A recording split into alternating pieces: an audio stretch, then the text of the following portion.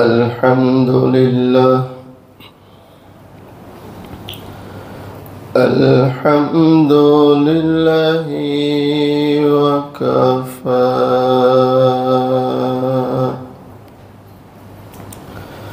वसलामुन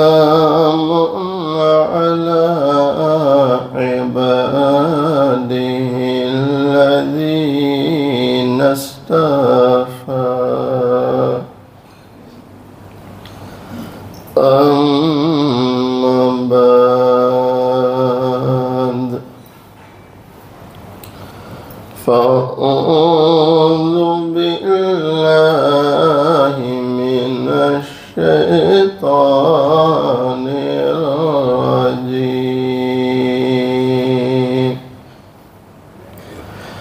बिस्मिल्लाहिर रहमानिर रहीम इन्ना नहनु नज़्ज़लना ज़िक्रा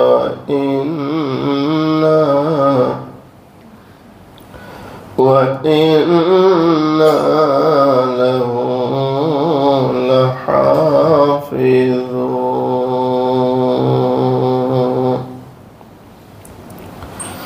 सदक़ल्लाहु मौलाना अज़ीम।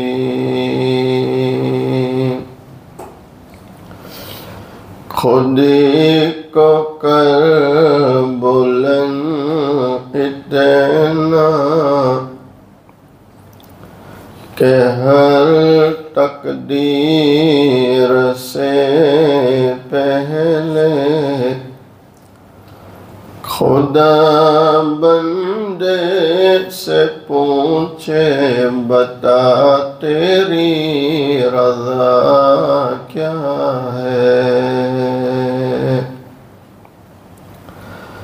तौहीद तो ये है कि खुदा हश्र में कह दे।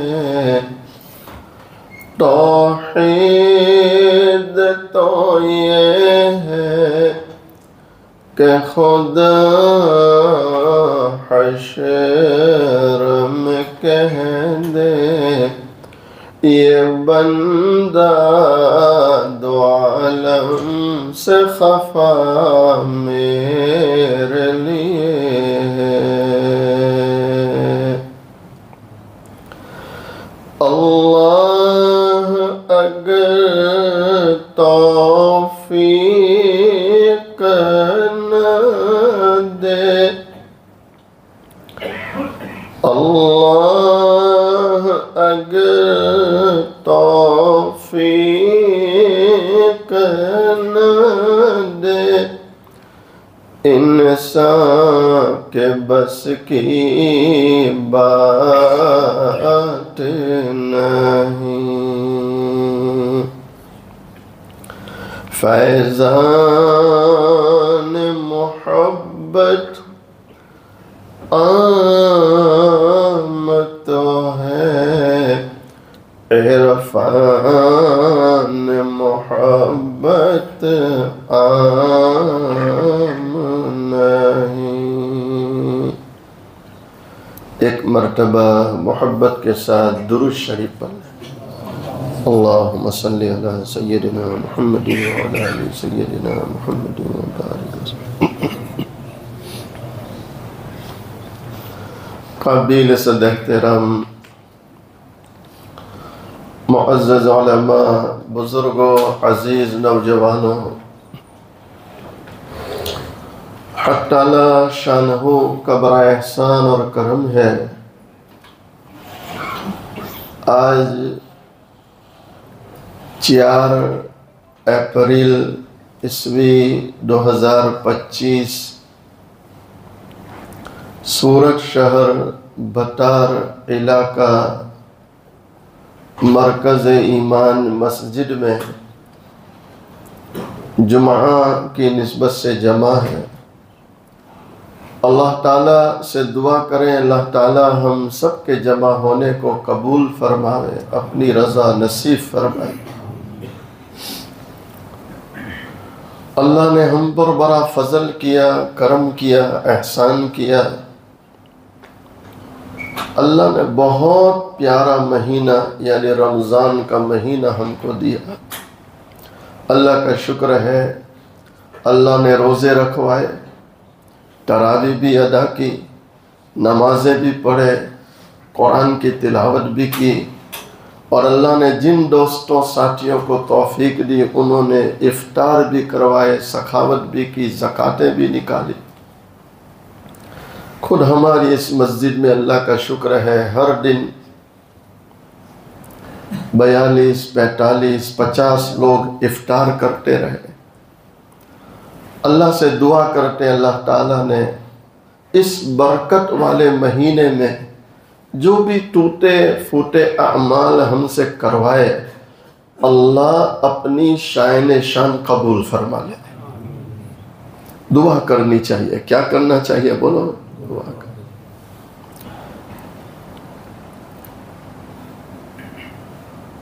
पिछले साल भी आया था, हर साल रमज़ान के बाद पहली जुमा यही होती है। अल्हम्दुलिल्लाह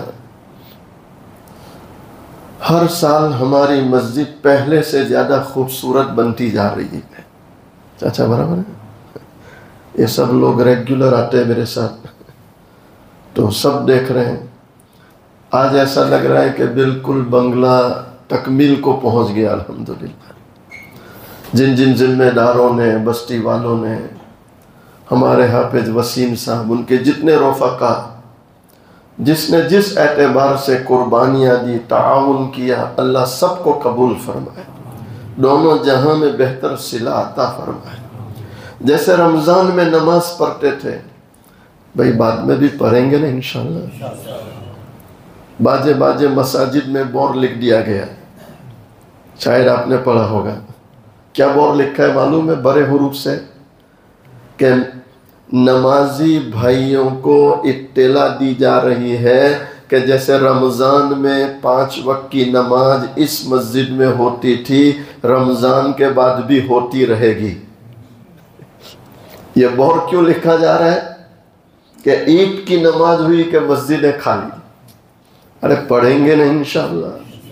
जैसे रमज़ान में कुरान पढ़ते थे, बाद में भी पढ़ेंगे ना इंशाअल्लाह। कम से कम आधा पारा, कितना बोलो? कम से कम। जहाँ कुरान पढ़ा जाए वह अल्लाह की रहमतें उतरती है। क्या उतरती बोलो? ऐ इंसान तेरे हाथ में हो कुरान, ऐ इंसान तेरे हाथ में हो कुरान, और तू हो परेशान, ये कभी हो सकता? बोलो। अल्लामा इकबाल कह रहे हैं। अल्लामा इकबाल कौन है? इकबाल ये वो नाम है जिसने इंग्लैंड की बर्फीली रातों में कभी तहज्जुद की नमाज नहीं छोड़ी। अरे सुन रहे हो? इकबाल वो नाम है जिसने इंग्लैंड की बर्फीली, यानी बर्फबारी हो रही है, टेम्परेचर माइनस है, लेकिन इकबाल की इंग्लैंड में भी तहज्जुद की नमाज कज़ा हुई। बोलो। अरे पढ़ेंगे इंशाअल्लाह। देखो अल्लाह वाला शायर भी कह रहा है, अत्तार हो रूमी हो राजी हो गज़ाली,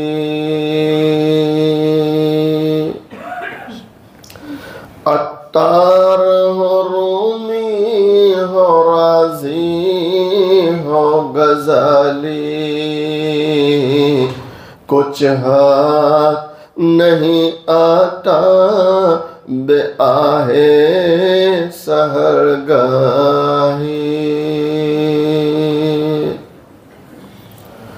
परवरदिगार आलम ने जिसे जो दिया रात के अंधेरों में उठने की बरकत, मुसलमानों जैसे रमजान में सहर के लिए उठा करते थे, आदत बनाओ तहज्जुद में उठ जाया करो। उठेंगे इंशाअल्लाह। 2-4 आंसू बहा लिया करो। रात के अंधेरों में आंसू बहाने वाला अल्लाह को बहुत पसंद है। अत्तार, रूमी, राजी, गजाली, कितने बड़े बड़े नाम। अल्लाह वाला कह रहा है इन सब बड़ों को अल्लाह ने जो दिया वो रात के अंधेरों में आंसू बहाने की बरकत है। अरे रोएंगे इंशाअल्लाह और तहज्जुद पढ़ेंगे इंशाअल्लाह।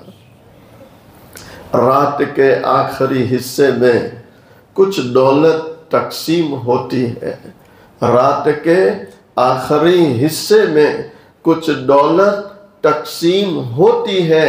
जो जागता है पाता है, जो सोता है बोलो। अरे उठेंगे इंशाअल्लाह, जागेंगे इंशाअल्लाह। कुरान बहुत बड़ी दौलत। अल्लामा इकबाल कहते हैं वो मुअज़्ज़ज़ थे ज़माने में मुसलमान होकर। वो मुअज़्ज़ज़ थे ज़माने में मुसलमान होकर, हम ज़लील व ख्वार हुए तारीक कुरान हो। कि जब जब उम्मत ने कुरान को छोड़ा, उम्मत पर हालात आए। अब उम्मत चाहती है कि हालात ख़त्म हो जाए, आसानियाँ पैदा हो जाए। तो आसान अमल है कुरान को पकड़ लो। किसको पकड़ लो बोलो? अरे पकड़ेंगे इंशाअल्लाह। परवरदिगार आलम कुरान करीम में फरमाते इन्ना नहनु नज़्ज़लना ज़िक्र व इन्ना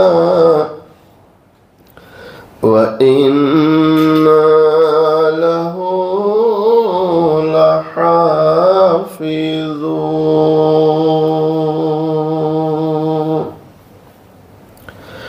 परवरदिगार आलम कुरान करीम में फरमाते हम ही ने कुरान को उतारा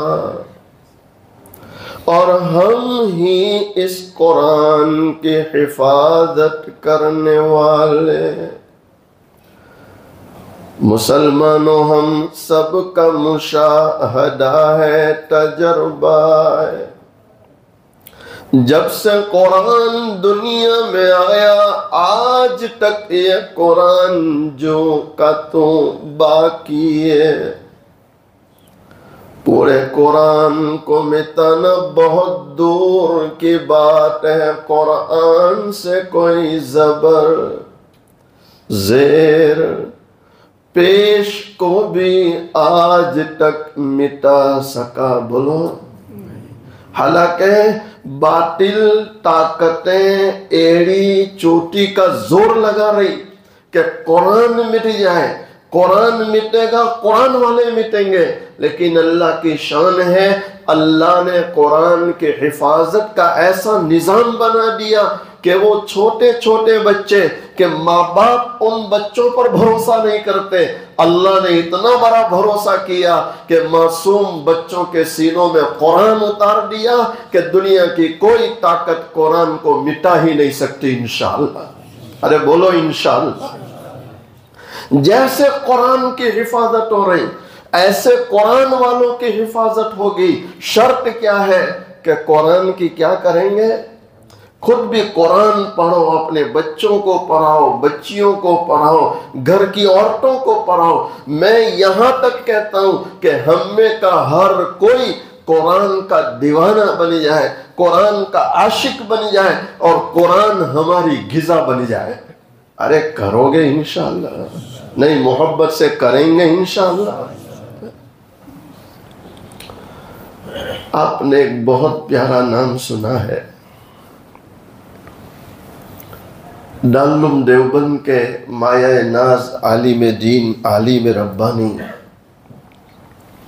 मुफ्ती वक्त हजरत मुफ्ती सईद पालनपुरी रहमतुल्लाह अलैह रहमतों वासिया, अरे नाम सुने नहीं सुने।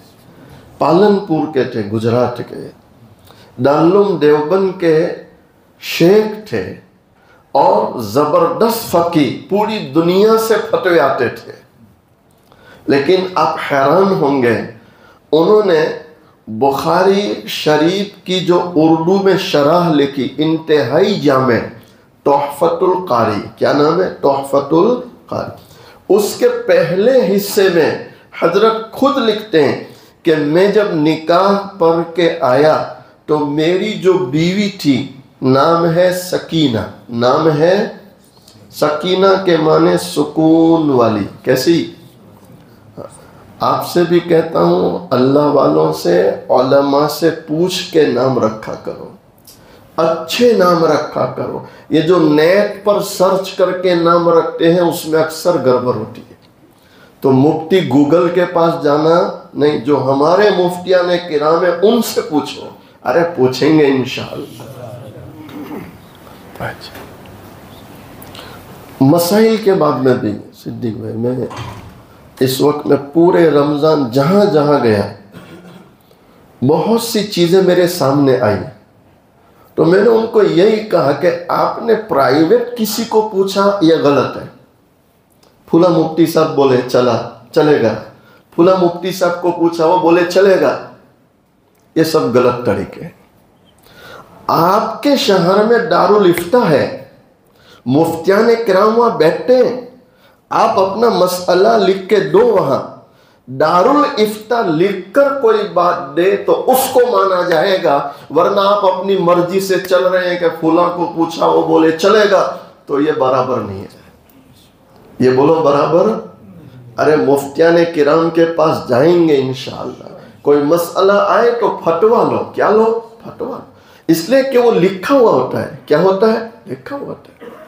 जैसे एक मिसाल दे दूं, चलते चलते बहुत से लोग दाढ़ी काली करने के लिए काला खिजाब लगाते हैं। क्या लगाते हैं, काला खिजाब। किसी को पूछो तो कहा ये मेहंदी तो ऐसी है कि मुफ्ती साहब बोले कि चले, ये मेहंदी ऐसी है कि पर नहीं होता। मैं आप भाइयों से कहता हूं, अक्सर फुकाहा ने मकरूह तहरीमी लिखा है। क्या लिखा है, मकरूह है। अब भी अगर आपको ऐसा है कि बुरा लग रहा हूं, बहुत जल्दी सफेदी आ गई, हालांकि सफेदी अल्लाह को बहुत पसंद है। किसको बहुत पसंद है, उमर इब्न खत्ताब रजी अल्लाह ताला अन्हु के हालात में लिखा है कि आपने एक बंदा रखा था, उसका काम सिर्फ ये था कि मौत की याद दिलावे। क्या दिलावे, अरे बोलो किसकी याद दिलावे। उनकी दाढ़ी में एक बाल सफेद आ गया, कितना, पूरी दाढ़ी में कितना बाल, एक। तो आपने जिसको तनख्वाह दे के रखा था उसको निकाल दिया कि भैया अब जरूरत नहीं। तो कहा हजरत उम्र हो रही है, कब्र के करीब जा रहे, अब मना कर रहे। कहा ये जो बाल आया ना सफेद, अब ये मौत की याद दिलाने के लिए काफी है, अब तेरी जरूरत नहीं है। तो सफेदी अल्लाह को बहुत पसंद है। सफेद दाढ़ी वाले से अल्लाह को शर्म आती और हम सफेद को काली बनाने में लगे। ताहम फुकाहा ने इजाजत दी है लाल मेहंदी की। कभी आपको ऐसा हो कि बीवी बुड्ढा बोलेगी, मोहल्ले वाले चचा बोलेंगे, हालांकि उससे कोई फर्क नहीं पड़ता, उससे कोई फर्क पड़ता नहीं। तो लाल मेहंदी की इजाजत है, लेकिन काला खिजाब बहुत से लोग लगाने लगे, हालांकि मकरूह तहरीमी है। अब उसके बाद भी आप यूं कहे कि नहीं मैं फूला मौलाना को पूछा वो बोले जायज़ है, फूला मुफ्ती साहब को पूछा वो भी लगाते हैं, तो ये दलील नहीं है। ये दलील क्या है, दारुल इफ्ता में जाइए, लिख कर दीजिए, दारुल इफ्ता वाले फतवा लिख कर दें तो उसको माना जाएगा। ये एक मिसाल दे दी, अब इस पर आप हर मसले को सर्च कर सकते हैं। अरे समझ गए ना भाई, बचेंगे इंशाअल्लाह, अल्लाह हिफाजत पर। देखो अब इतनी मेहनत से नमाज पढ़ते और नमाजी मकरूह हो रही है, नमाजी क्या हो रही, मकरूह हो रही, तो बचेंगे कराहत से इंशाअल्लाह। हाँ, कहाँ चले थे, मुफ्ती सईद साहब पर थे। पूरी दुनिया से फतवे आ रहे, पूरी दुनिया, इतना बड़ा फकीह। लेकिन क्या कह रहे, मैं निकाह पढ़ के आया तो मैंने मेरी बीवी सकीना से पहली मुलाकात में, कौन सी मुलाकात में? कयूम भाई पहली मुलाकात में क्या पूछा? सकीना तो कुरान की हाफिज है? ओ बटार वालों, क्या पूछा है? अरे बोलो, तो कुरान की। हम होते तो शायद ये पूछते कि तारो पासपोर्ट है, दुबई तो गई, ये क्या पूछ रहे हैं? तो कुरान की हाफिजा का हजरत नहीं, नाजरा पढ़ी हूं, हिफ्ज नहीं किया। तो क्या हिफ्ज कर लो, क्या करें? पहली मुलाकात में क्या करें? अरे बोलो, अरे आप मत पूछना, आपको नहीं कह रहा हूं, तुम टेंशन मत लो। हाँ, जो हाफिज कुरान है, जैसे हमारे हाफिज वसीम साहब है, ये हाफिजों को कहता हूं कि आपके लिए बेहतरीन मशगला है कि अपनी बीवी को थोड़ा थोड़ा सबक दो और उसको हिफ्ज कराना शुरू कर दो। 2 साल 3 साल 5 साल में भी हाफिज हो गई तो इंशाअल्लाह बहुत बड़ी कमाई है। हाफिज कर सकते, कौन कर सकते? हाफिज लोगों को मशगला देता हूं। जिनके बच्चे बड़े हो गए, बच्चियां बड़ी हो गई, हाथ से निकल गए, तो अब पोते नवासे, पोतियां नवासियां, भाई ये तो हाथ में है कि नहीं? अरे बोलो, अरे इनको हिफ्ज कराएंगे इंशाअल्लाह। कम से कम घर में एक लड़का एक लड़की कुरान का हाफिज बना दो, इसलिए कि एक भी हाफिज है तो घर में से 10 ऐसे लोगों को जन्नत में ले जाएगा जिन पर जहन्नम वाजिब है। क्या वाजिब है? जहन्नम। आपने एक बहुत प्यारा नाम सुना, ये किस्सा पूरा कर दूंगा। एक बहुत प्यारा नाम सुना है, हजरत औरंगजेब रहमतुल्लाह अलैह। हजरत बोलो, हजरत औरंगजेब। अभी आपके नाम पर महाराष्ट्र में तो माराका चल रहा है, पूरा जंग का अखाड़ा बन गया। कितना नेक शख्स है, कितना परहेजगार इंसान है। अहमदनगर में जहां हजरत का मदरसा है, मदरसा आलमगीर, महाराष्ट्र में, कई बार मैं वहां गया। वहां हजरत की वफात के बाद हजरत को गुस्ल दिया गया। वहां आपका मकसद है 40-42 बड़े बड़े उलमा की मौजूदगी में फतावा आलमगीरी लिखी गई। वो फतावा आलमगीरी जहां लिखी गई वो जगह आज भी अहमदनगर में मौजूद है।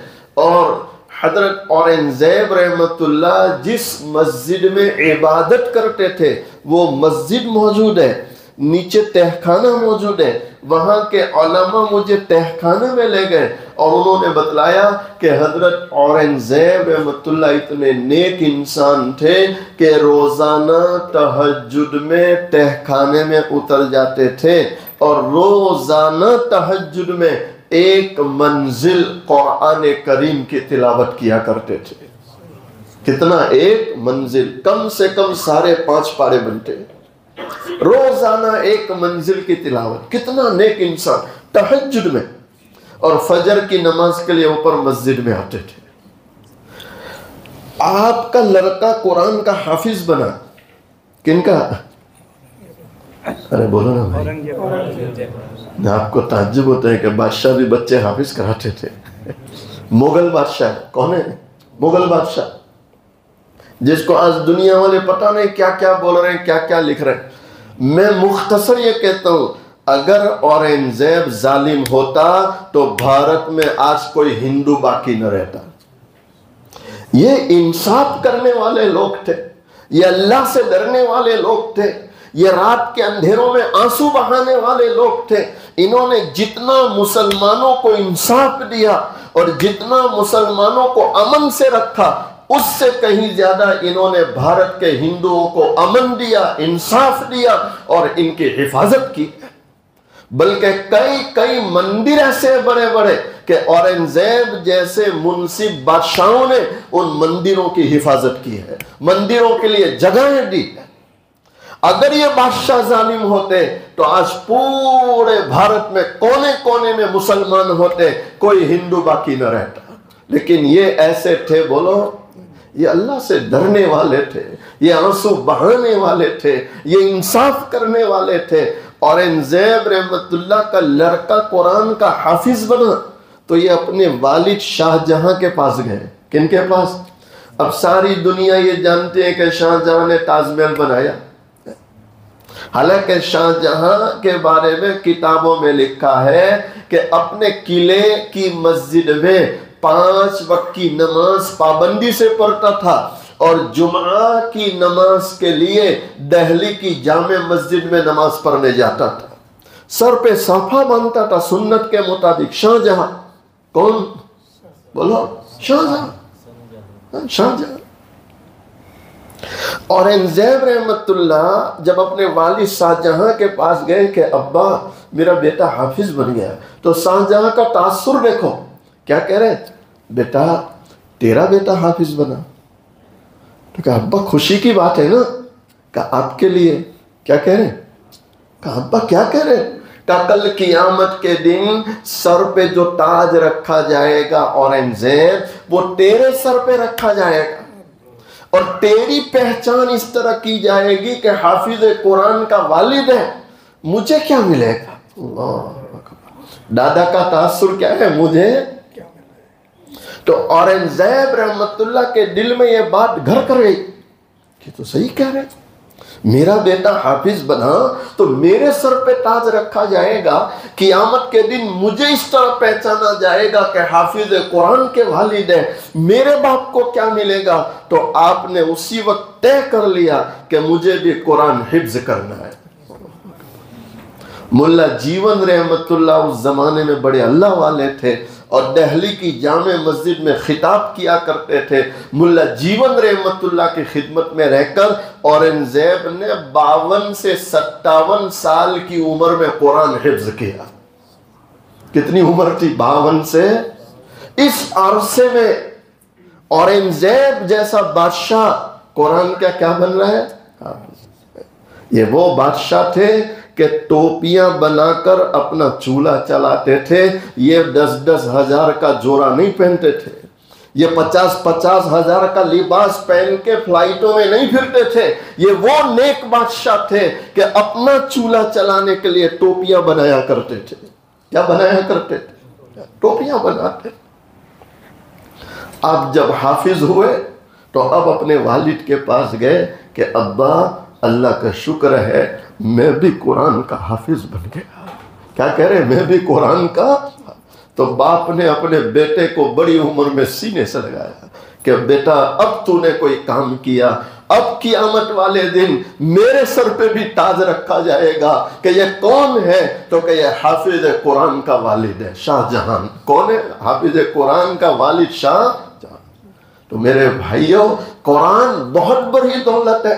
बादशाहों ने बादशाहत के साथ कुरान हिफ्ज किया, 5 वक्त की नमाज पढ़ते थे, तहज्जुद पढ़ते थे, इंसाफ करते थे। तो हम भी तो कर सकते, नहीं कर सकते? अरे पढ़ेंगे कुरान इंशाअल्लाह और अपने बच्चों को हाफिज बनाएंगे इंशाअल्लाह। उलमा लिखते हैं हजरत मुफ्ती सईद साहब पालनपुरी रहमतुल्लाह अलैह ने अपनी नेक बीवी सकीना को हिफ्ज शुरू करा दिया। आप खुद लिखते हैं अल्लाह की शान है, थोड़ा थोड़ा सबक याद करती गई। एक वक्त आया पूरा कुरान सकीना ने हिफ्ज कर लिया। पूरा कुरान सकीना ने, बोलो, हिफ्ज कर लिया। आप लिखते हैं सकीना क्या कुरान के हाफिजा बनी, बल्कि वो कुरान की दीवानी बन गई। जब देखो घर में कुरान पढ़ती है, बच्चों को कुरान पढ़ा रही है। सकीना को कुरान से वो लगाव हो गया, उसने अपने घर को मदरसा बना दिया। माँ की गोद बच्चे का पहला मदरसा, इसको बराबर वाज़ेह कर दिया। सकीना को अल्लाह ने वो ज़ौक़ दिया कि अपने 10 बेटे, 2 बेटियां, 2 पोते, 3 बहुओं को घर में रहते हुए कुरान हिफ्ज करा दिया। अल्लाहु अकबर। कितने बेटे? अरे बोलो मोहब्बत से, कितने बेटे?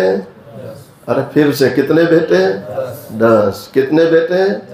10। ये बार बार इसलिए बुलवाता हूँ कि हम सारे 2 वाले हैं। कितने बेटे? 10। कितनी बेटियां? 2। पोते कितने? 2। कितने हो गए?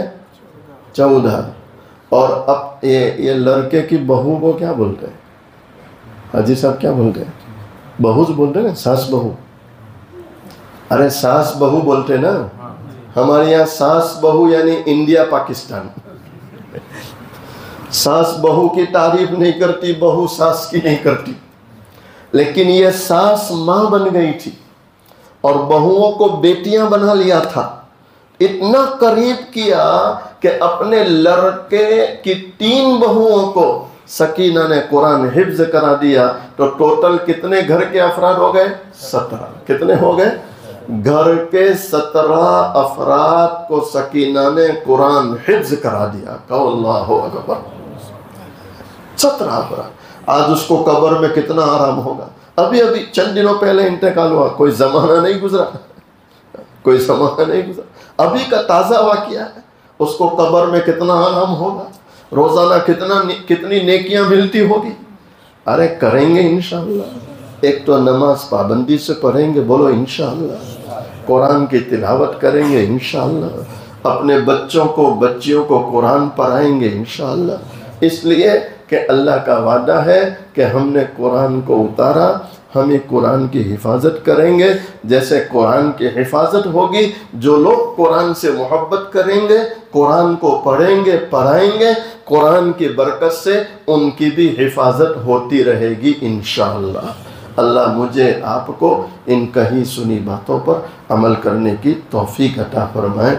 व आखिरु दावाना अनिल हम्दुलिल्लाहि रब्बिल आलमीन।